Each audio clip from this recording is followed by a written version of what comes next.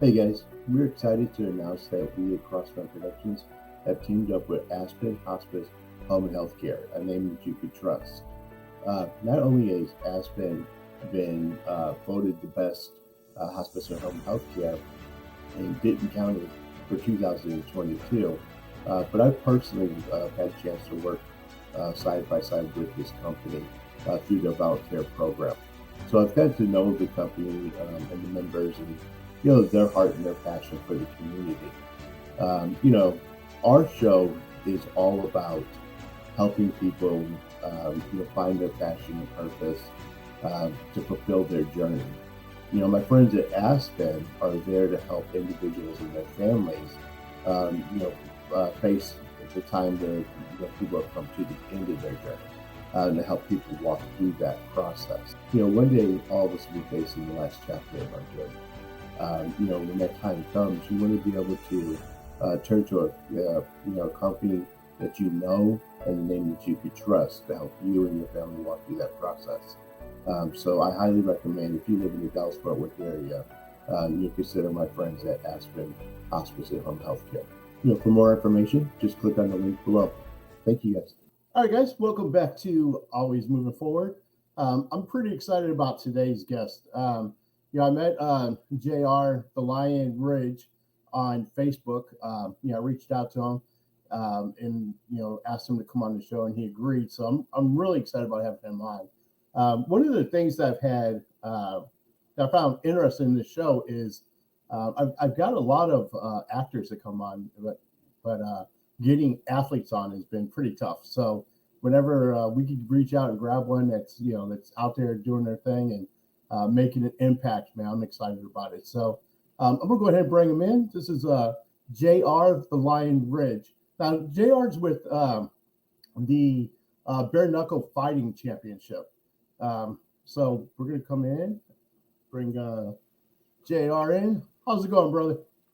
Hey man, doing good. Thank you for having me on. I appreciate it. Well, thank you so much for being on. Like I was saying that, it's kind of weird because I get like all these people I get on the show, but it's always tough to get the athletes to come on my show. I don't That's know weird. what's it. That's weird. That shouldn't be any different than anybody else. You know what I'm saying? Like Right, right. athletes have the same schedule pretty much as other people, so it should be pretty easy. I'm honored to be one of the first athletes that you have on, though, for sure. Well, Thank you. cool, man. I'm glad to have you on, and I'm excited for people to get to know you and your journey and what you do. So, we're gonna jump into it. So, go ahead. Let's tell our audience kind of where you were born and raised, and what was life like growing up for you? Um, I was born in Angeles City, Philippines. Okay. Yeah, so my story is kind of crazy. Um,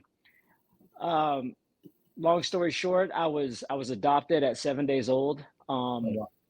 My parents, they're white, so uh, it's kind of crazy. Long story short, again, it's a social worker basically dropped me off with another lady at the doorstep of my adopted parents. Oh, Um, wow. my father, my adopted family, they were in the military. They were stationed at Clark Air Force Base in the Philippines, and so yeah, they knew that he was a doctor, and they knew that for one, I was fed sugar water for the first 7 days of my life. Oh, wow. So yeah, so I was a pretty I wasn't in good shape, so to speak. So they knew that he was a doctor on for the Air Force, and they knew that he could that family could take care of me. Um, Yeah, so yeah, I was adopted at 7 days old by my parents, and I moved to the States when I was about 3 years old. about three. So, did you were they stationed in the Philippines, and Yeah, then yeah, after? yeah. He was in the Air Force. My father, my and they were stationed at Clark Air Force Base, and yeah, I was basically dropped off at the doorstep. Wow. So, tell me what was life like, kind of growing up in that. Life growing up, I was like a regular crazy kid, um, like growing up, like once we got to the States, like we lived in we moved a lot in these tiny little towns, man.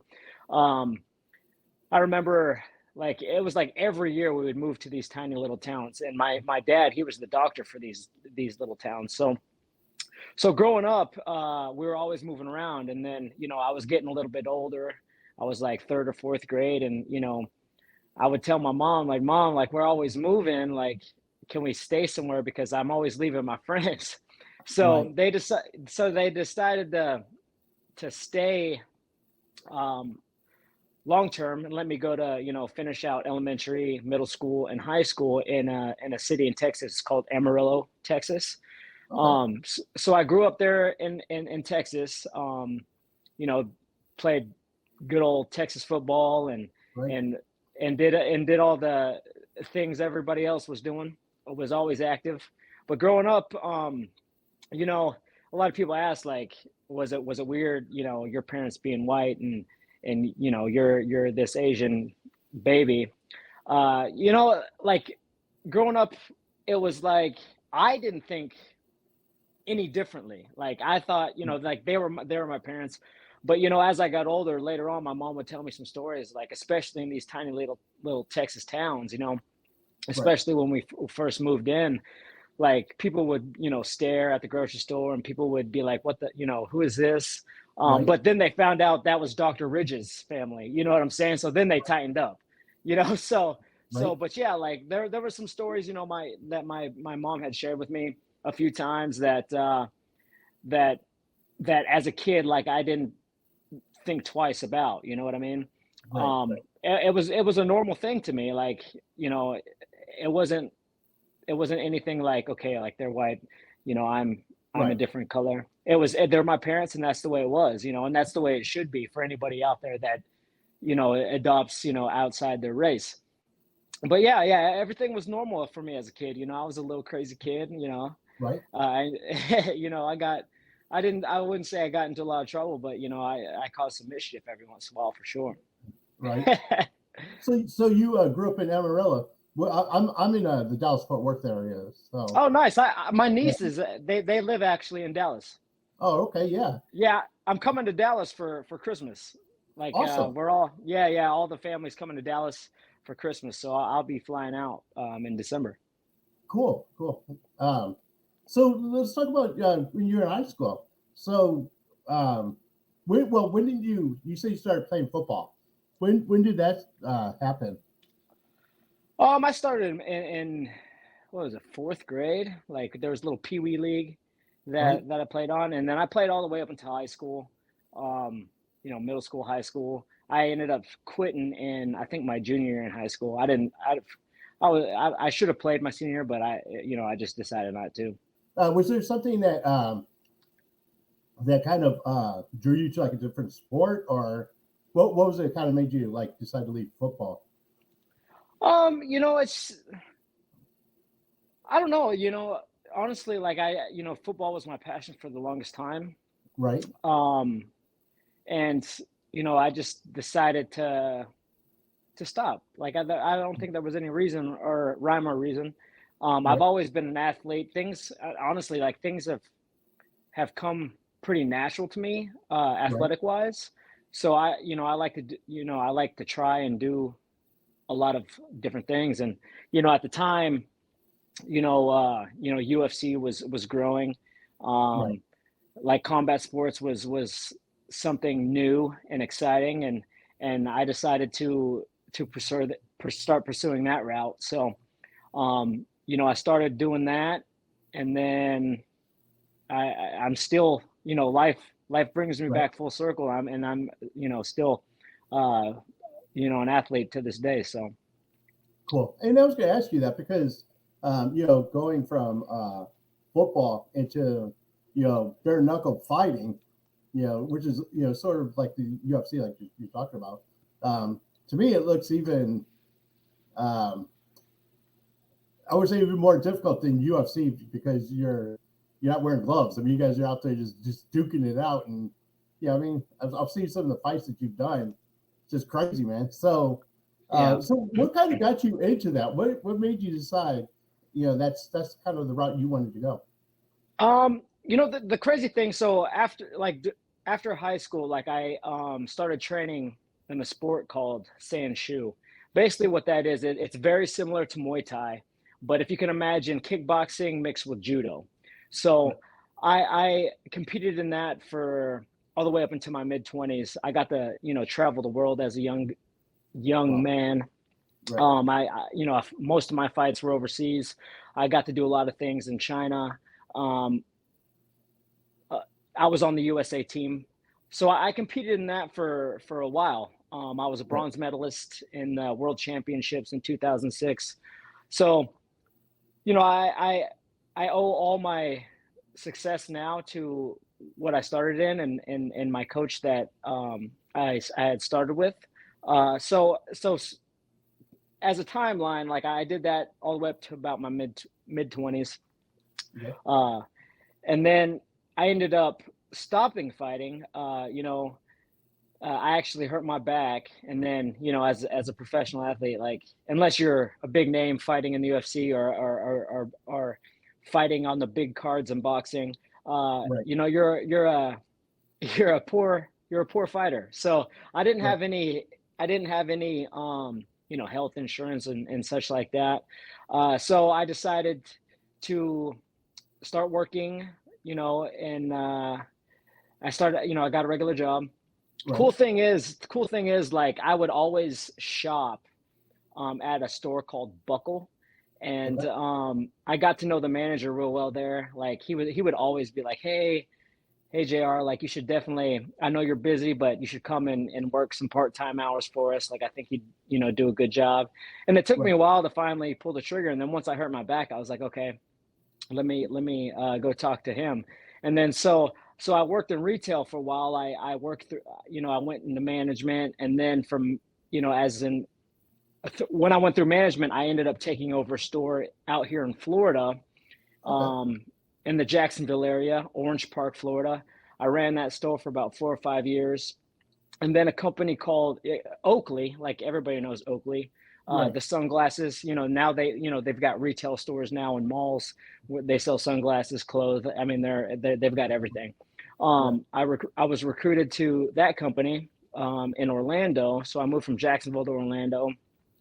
Worked in an Orlando store for about a year or two, and then I took over a store here in the Tampa area in Brandon, Florida, and I ran that for about 4 or 5 years as well. And then it's crazy that you know I, what I really appreciate about your show. It's you talk about fulfilling your purpose right, and such, and I feel like when I was in retail, like I was just an unhappy person. The pay was good. I ran stores. I was able to lead a team. I was able to develop people to go out and manage their own stores. That was right, all good, but at the end of the day, I wasn't really that happy. Um, I like anybody that's ever worked in retail, you have no personal life. Like you're constantly right, working long hours during the holidays. You don't really get to spend time with family. And if you do, it's short and sweet. And then you got to get back the day after Christmas to make sure everything runs smooth. So, right, after doing that for a while, I got tired of it. So I ended up leaving. Um, and then it's funny how life and God kind of pulls you in the direction of what your passion is. And I had the opportunity to get back in kind of like the fitness world, running some boxing classes for this gym, and I was like, wow, wow, yeah, I still have the skill, I still have the mindset, and I'm still pretty competitive. right, So I was like, why not trying to compete again? And then ever since, this was about a year, 2 years ago. Um, Actually, it was right in the COVID time, okay, maybe 2 years ago. So yeah, I was like, I'm doing my passion, doing what I love. I'm able to not only be able to share my knowledge and my experiences with other people, training them, and but it also brings me back to what really what really defines myself as a human being. So I decided to compete again. My first fight in bare knuckle was December of, I think it was almost 2 years ago. But yeah, it was my first fight back was in December, 2 years ago, maybe a year ago. Anyways, but yeah, I'm back competing, and Right. right now I'm a top contender. I'm ranked number 5 currently in Wow. BKFC. So it's I'm back in it, competitive, building my name, helping build the flyweight division. So Right. a lot of good things are happening. So that pivotal point in my life really made a difference in who I am, and also my personal life, and I'm much happier than I Cool. was. I had two questions for you on this. First of all, the first question is, do you remember that pivotal moment that you decided to leave retail and go back into fighting? And then my second question, follow-up question to that is, what was that like, from being away from it for so long, getting back into it? Yeah, I remember that moment. It's one of those moments where, like, wow, what do I do now? You know what I mean? Right. It's like, what am I supposed to be doing? So so yeah, I was like, I have this opportunity to do it. So I dove in head first. There's a lot of things that I've done, after retail, and like in between and while working my way back into the fitness and fight world. I was an actor for a while too. I've done a lot of projects. Okay. I've worked with Fox. Disney has me. I used to work for Disney a lot. Um, Right. but yeah, I was in the acting world for a while. Um, but yeah, I was doing a lot of other things, and everything that I've done. I actually had an idea for an app that I wanted to develop, and then I worked on that for a year as well. Okay. Um, and then, but yeah, like everything that I've done, like even as a little kid, I don't know if it's my personality or whatever. It's Right. like, dive in head first and hit the ground running. Nothing. I don't ever second guess myself. If I have an idea, I do it. So, um, but yeah, but that pivotal moment, where it's like, what do I do now? Um, was life changing, because it was almost like changing clothes again. You know what I mean? Right. And then back to something that I truly loved, and I'm able to not only pursue what I keep doing what I love, Right. but also to give back as well. You know what I mean? I'm able Right. to train other people, watch them grow, um, watch them compete. It's it just goes full circle. So it makes me happy. Right. You're talking about, with COVID coming in, I think COVID gave people a chance to kind of reset. There's a lot of people that was involved in things, and maybe part of jobs that they didn't really like so much. You know what I mean? And then just with everything shutting down, I think it gave people a chance to kind of reset and kind of refocus, and realize what was important in life, and be able to go after things. So my hat's off to you for doing that. To be able to say, hey, instead of just staying keeping in a job that you didn't like, going after your passion and your purpose. So that and that's one of the things I tell people now, because people call me all the time and talk to me, and they hate their job, and they all have they all have things that they tell me, I'd rather be doing this, and I'm like, then go do it. There's nothing stops you but you, from going Exactly. there. So and life is too short to do something you don't like doing. Yeah, if you get an opportunity to chase your passion, your purpose, you definitely take that opportunity. So, Absolutely. Absolutely. I love that. so when so you started doing the boxing classes training. So and then you started fighting. What was the first fight, and what kind of drew you into uh, going back and getting into the BKFC?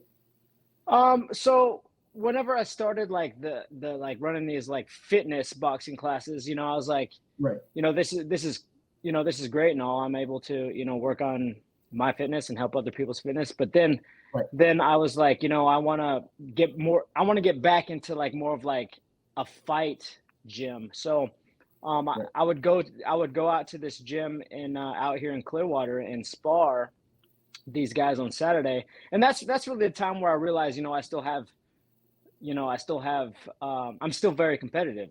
right, Even some of these guys are a little younger than me, but I'm still competitive. I'm still good. So right. that's whenever I made the change. And then I got to know that coach there really well. And, he's, one of my good friends now. Right. But he was like, "Hey, like we're about to get a bigger location. I'd love to have you out, be the boxing coach, and we'll talk more business later on if we decide that we want to have another location or whatever." And I was like, "Yeah, I'd love to." So once I left that fitness place, I'm now the head boxing coach for this gym, and I also train full time, and I also train private clients, whether it's personal training or if they want to learn the art of boxing, Right. I train them as well. But yeah, like I left like the more the fitness world to more of like the back into the combat world. So that was nice. Wow. So what was that first fight like? Getting back into the ring.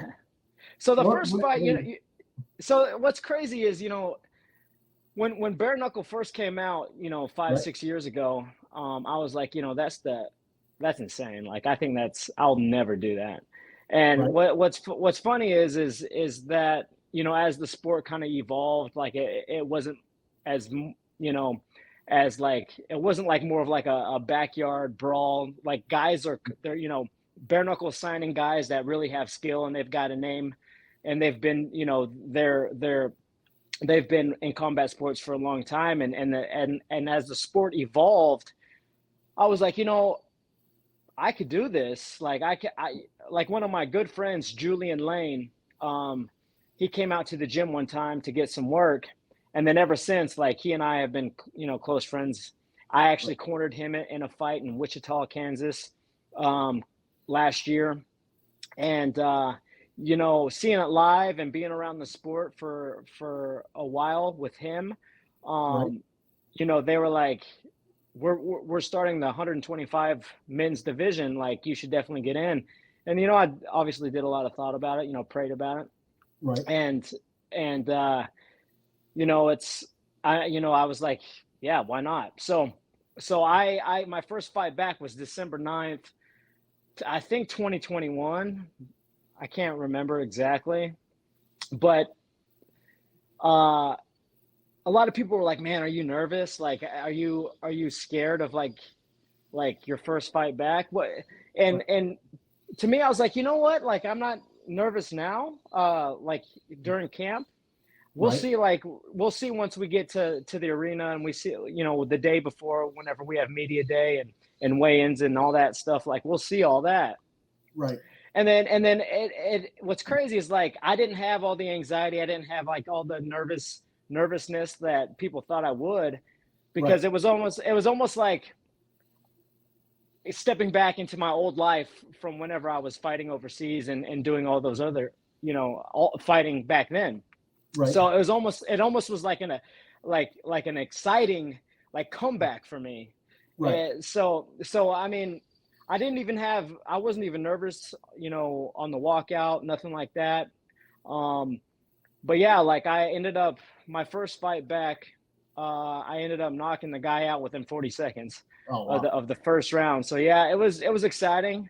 And then ever since then, like I knew that, uh, we're gonna make a run for this. We're gonna go for that title. And we're another year in. I'm ranked number 5 after my last fight. So yeah, like, we're doing big things, and I'm here to help build that 125 division. And there's some great talent in it now, and I can't wait to see what the future holds in BKFC. And they treat me good, so we'll see. Cool. So now how many fights have you done since you've been back? I've had 4 fights in bare knuckle. 4. Okay. So yeah, so I'm 3-1. I fought in May this year, and it was a doctor stoppage because I got cut, and I ended up taking a loss. That fight was crazy, man. That fight was one of those things that, like, I didn't even have to end up taking the fight because, one, my opponent didn't make weight. Wow. He's signed, like, not making weight as a professional athlete, it's unprofessional. You know what I'm saying? Right. He missed it by almost 4 pounds. He weighed in like at almost 129, and he signed the contract for 125. And right. I was like, make him go back out there and run. Like, I did my work. He's got to go out there and cut the rest of the weight. Right. And they were like, the boxing commission, they were like, the doctor called it, like, he's too dehydrated. Like, it's done. Like, but it's up to you if you want to take the fight. So I was like, well, give me his money. You know what I mean? Like, give me some of his money out of his purse. And obviously they did. And I ended up, agreeing to the fight. It was a good fight. Like, it went 4 rounds. It didn't go all 5, but it was a doctor stoppage in the 4th. And, it's unfortunate. They had me up on the scorecards. But, it was basically a TKO, and he got the win because I got cut. But that just kind of lit the fire up under me. And then I had a fight after that in July. I ended up beating that guy in the 3rd round. Wow. I ended up beating him in the 3rd round. And then I just fought last Saturday on the 5th, and I ended up going a 5-round battle with a really game opponent. Super nice guy. His name's Chancey Wilson. And so I just got another win, and I'll probably fight first of the year, maybe February, March. So yeah. So that's another question. How often do you guys get these fights? Like, you get into one, because it takes time to promote the fights. You guys got, do the weigh-ins, and you got, all this criteria you got to meet. So it takes a while to get, from the contract to actually fighting. So how often do you guys get to fight? It just really just depends. I told my manager, I like to stay active, that I want to stay active. For me, these last like 3 fights, they've been back to back. It's been like 2 months, 3 months in between. But some of these guys, they'll fight and you don't see them again for 6-8 months. It really all just depends. If you've got people that are tuning in to watch or buying tickets to come watch you, it really all just depends, Right. So yeah, but it just really depends. The guys that so once you lose, like if you lose a match, do you think it takes a little bit for them to regain their confidence to get back in, and maybe they feel like they need more training, or so that's kind of why it takes a little bit longer? Honestly, at this level, as I watched the sport evolve for the last 5 years, right. All these guys are professional athletes. You get these debut guys that come in, and let's just be honest, it's all business. Like, they'll bring some of these debut guys in, and they're just fed to the wolves just to help build somebody's career. Right. And that's just the way it is in combat sports. It sucks, but that's the way it is. Right. But like I said, like, if you have a guy that's got, a lot of talent, and a guy that has been around the block, Right. If he loses, it's not the fact that, hey, I need to go back to training. It's that he really just got beat by a bigger man or a better man.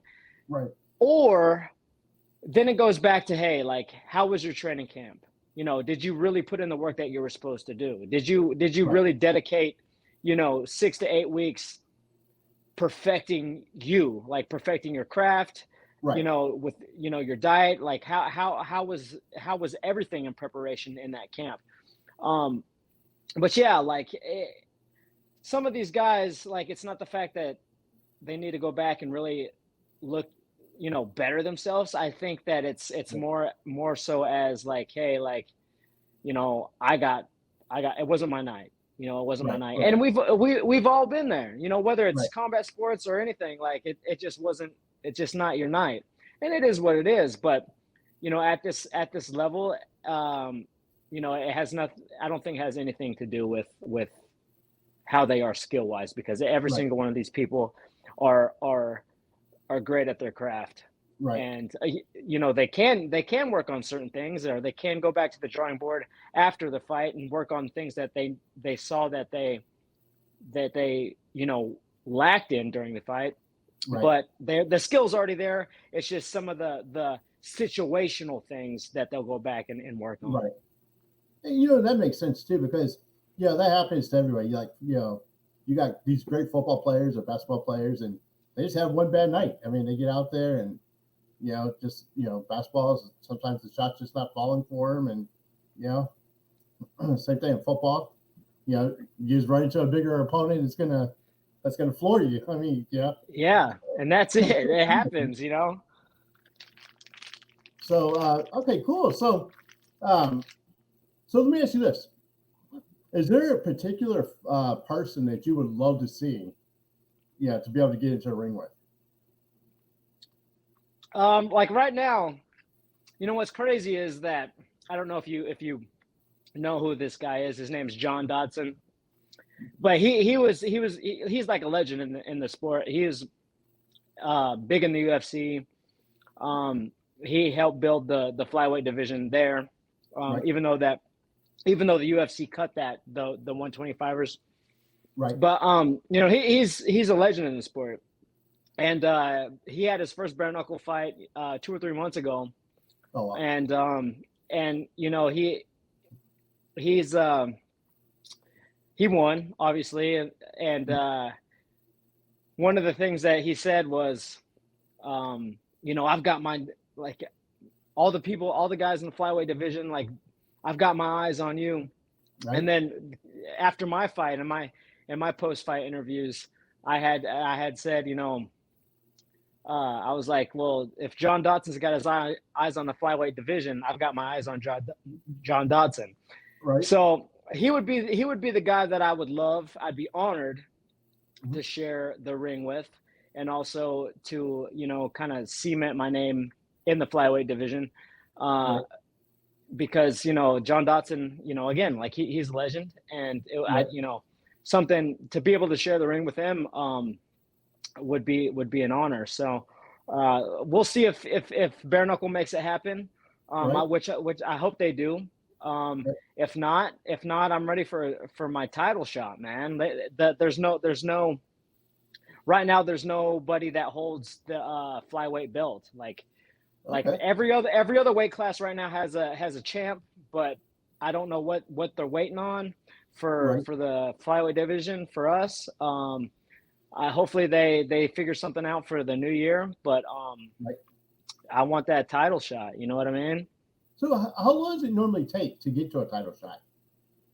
I mean, you've got to work up the ranks. There's a right. lot. There's a pool of probably 25, 30 athletes in the flyweight division right now for the men, and everybody. Like I said, like there's a lot of talented athletes in the division, and they've brought in a lot of guys that are really good that they've added to the roster. And right. It's like the rankings are how Bare Knuckle does the rankings. It's a little funny to me, but right.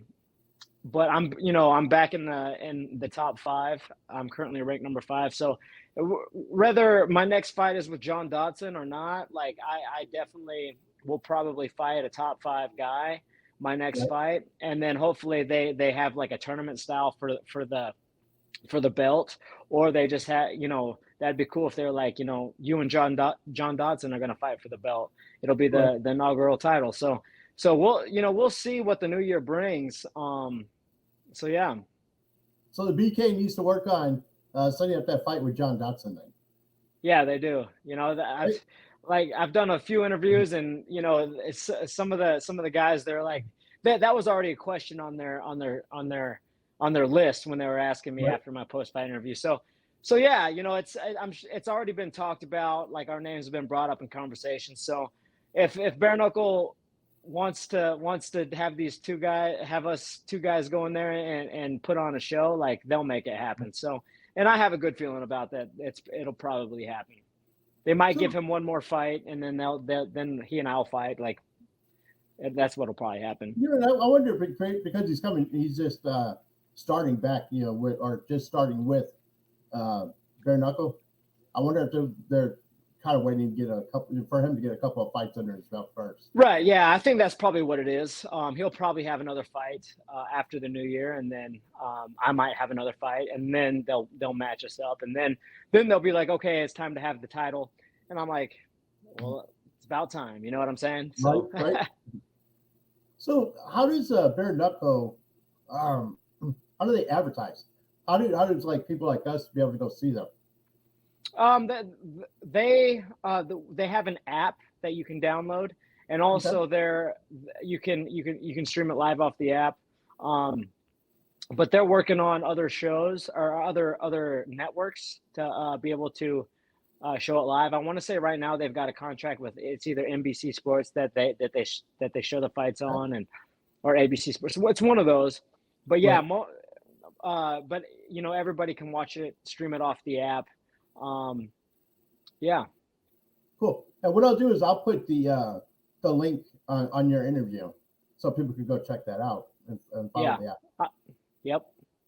And the app is $4.99 a month. It's, super cheap, super reasonable. Right. But I mean, Bare Knuckle, they've got a lot of big names that they've signed within the last couple of years. So a lot of these big name UFC guys that made the transition to come over. Yeah, so all the fights are super exciting, and like I said, it's the fastest growing combat sports right now, and they've got BKFC London now, or BKFC UK. They've got BKFC Thailand. The owner, the president, he's doing doing a lot of things. BKFC is going to Cambodia next year to have a fight, and then also another country, I can't remember, but yeah, they're doing big things. So cool. Yeah, I'm excited to see what they're doing, and definitely excited to see you in your next fight. Yeah. So tell us what are some of the things that you're currently working on? I'm currently working on. I've got my own clothing line as well. It's called One. It's One by JR Ridge, and the website's super easy. OneByJRRidge.com. I make all the designs myself. But yeah, I'm currently working on that. There's a few things that I'm also, kind of dabbling in. A friend of mine, he's the decision maker for hard money loans. Okay. And he was like, hey man, I'd love for you to, come and help, broker some loans for me. And I was like, sure, man, I'd love to. So, I'm also doing that. Okay. Yeah. So, the thing is, like, you always got to have working on multiple streams of income, especially nowadays, and especially in, something that I do. Like, I'll never be a multimillionaire, training people and running a boxing gym and things like that. But to have multiple streams of income and still continue to do your passion and stay happy with your life, other streams of income also helps as well. So, I want to continue to keep doing what I love and staying happy. You know what I mean? Right. Yeah. So let me ask you this. So if there's somebody out there who wants to get involved in BK and become a bare knuckle fighter, what things what advice would you give them? One, bare knuckle always holds tryouts. But if somebody that's already been training in whatever combat sport they're in, something that I could tell them is, that bare knuckle is a different breed of sport. Basically, it's boxing. It's boxing, but without the gloves. It's a little bit different. The sting is a little bit harder when you punch and get punched. But anybody that wants to do bare knuckle, thing that I would tell them is, keep perfecting your craft, keep doing what you love, but never lose that lion mindset. You know what I mean? That's what it is. Like any athlete, whether it's combat, whether it's football, like what sets those people apart is the mindset to keep going whenever it gets tough. So if bare knuckle is something that you want to do, pursue it and work hard at it. And if you're going to go to the tryouts, make sure you make a name, make sure you stick out, and that's it. Cool. So now if somebody wants to follow you on social media, how do they do that? My Instagram is JR Ridge, at JR Ridge. Also, obviously Facebook is just JR Ridge. But if you guys want to check out, if anybody wants to check out my website, my brand, it's one.jrridge.com. Okay. And that's it, man. I keep it simple. I don't really get on Twitter. I don't, get on there but most of the time it's just Instagram and Facebook. Cool. So I'll make sure that I post that with your interview so people get to see that as well. So I want them to follow you and support you, man, and see what you're doing, and hopefully you get to that championship belt, man. Yeah, I will. Trust me, I will. Stay tuned. So, and hopefully BK will see this and go ahead and post that fight with John Dotson. Yeah. So cool, man. All right, well, thank you, man. Thank you so much for being on the show, brother. I appreciate you coming in and taking the time out and and sharing your journey with us, man. Yeah, again, I appreciate you having me on, and it's it was a blessing for you to even find me on here, because something like this is I've done a lot of podcasts in the last couple of days, and nothing is kind of like what you're doing. So keep doing what you're doing and sharing people's stories. It's phenomenal to hear what people go through and what they do. So awesome, brother, man. I appreciate that. I appreciate that a lot. So all right, man. All right, guys. Thank you guys for watching the show. Remember, keep an eye out for JR the Lion Ridge. Make sure you follow him on social media. We definitely want to support him. We definitely want to see him get to that championship, get that championship belt. So make sure you guys follow him. And then until the next show, just remember, you're uniquely designed with a purpose, and always keep moving forward. Peace.